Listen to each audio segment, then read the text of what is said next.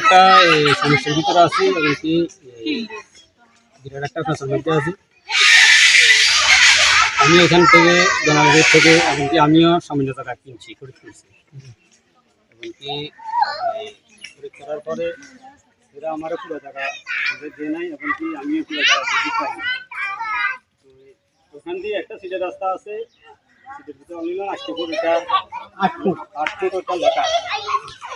তো এখন মনে করেন যে তারাকের গাছ আছে ওইখানে তারাকে গাছ গোছা কাটি হে এখানে ফিলে তুলতেছে।